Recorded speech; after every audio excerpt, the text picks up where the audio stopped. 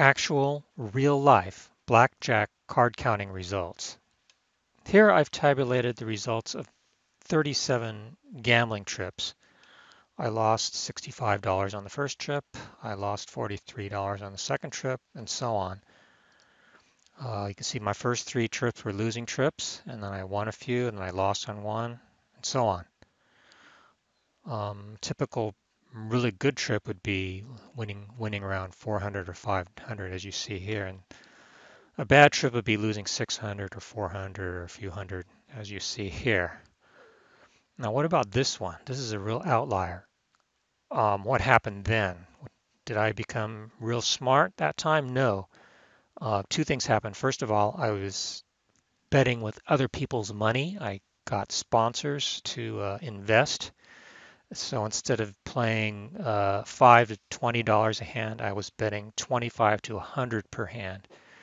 And the other thing is, I happened to have good luck on that trip. If I'd been betting my usual amounts, I would have won around 400. It'd be more like this trip or this trip. So what did that mean overall? Let's take a look at the cumulative result. I started out by losing a little and winning some. I had a few very lucky trips and won a lot and lost a couple of times. And here I have some losing trips, 1, 2, 3 losing trips, and then some more losing trips. And I finally recovered. I didn't reach my original peak for 10 trips. In other words, I had a sequence of 10 trips where I was behind. That's pretty long. Conversely, here's a pretty long winning streak with a minor losing streak here.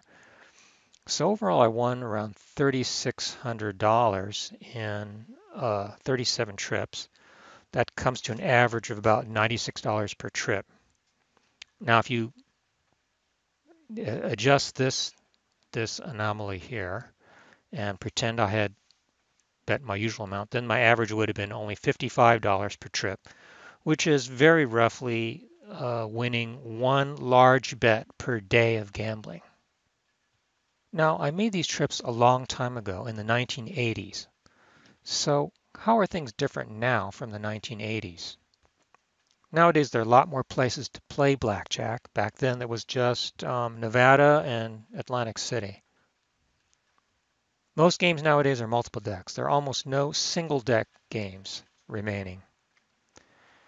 And you see more blackjack rule variants like Spanish 21, blackjack switch, and so on. And you see a proliferation of 6 to 5 short pay games. That is, they pay only 6 to 5 instead of 3 to 2 on blackjack. You should avoid those games always. What hasn't changed since the 1980s? We still have human dealers dealing games with real cards. That means card counting is still possible. However, as always, it is difficult and risky. Losing streaks can wipe out your bankroll.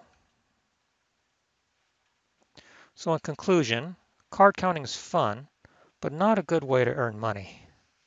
And for most people, it's not worth the time and effort and the risk necessary to be successful at card counting.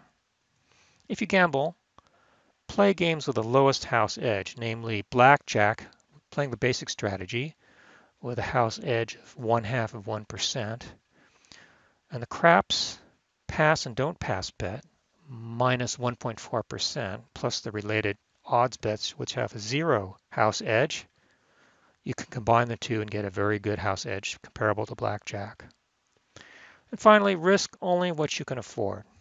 And if you're playing and you're no longer enjoying, it's time to stop. That's all. Good luck.